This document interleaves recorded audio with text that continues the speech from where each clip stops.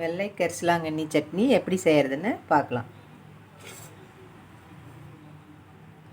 2 teaspoon கடலைப்பருப்பு, 2 teaspoon உளுந்து, 3 காஞ்ச மிளகாய், அரை டீஸ்பூன் ஜீரகம், ஒரு 5 மிளகு, ஒரு அரை டீஸ்பூன் கொத்தமல்லி விதை.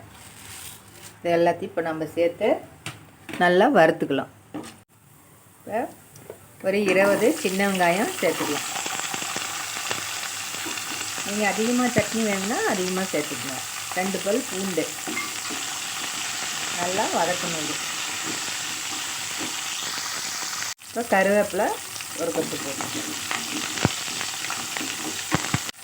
இதோட தக்காளி சேர்த்துக்கலாம். ஒரு தக்காளி கட் பண்ணி வச்சுக்கலாம். தக்காளி சேர்த்து நல்லா வதக்கணும். இப்போ நம்ம கரிசலாங்கண்ணி கீரையை சேர்த்த போகிறோம். இது வெள்ளை கரிசாலை பாருங்கள், வெள்ளை பூ பூத்துருக்கும். இப்படி தான் இருக்கும். இதுதான் வெள்ளை கரிசாலை. இதுலேயே மஞ்சள் இருக்குது. இது வெள்ளை கரிசாலை. பூ இப்படி தான் பூத்துருக்கும். இப்போ ஒரு கைப்பிடி அளவு வெள்ளை கரிசாலை எடுத்துருக்கேன்.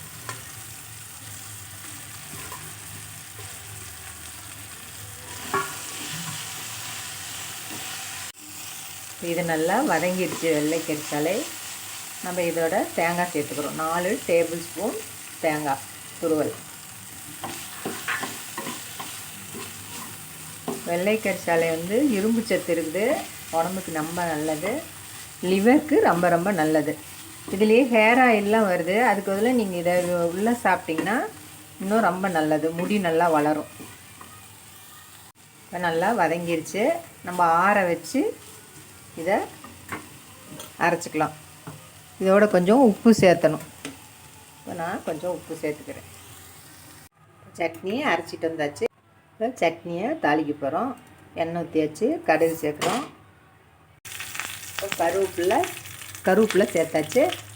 இப்போ நம்ம பெருங்காயத்தூள் சேர்த்துறோம்.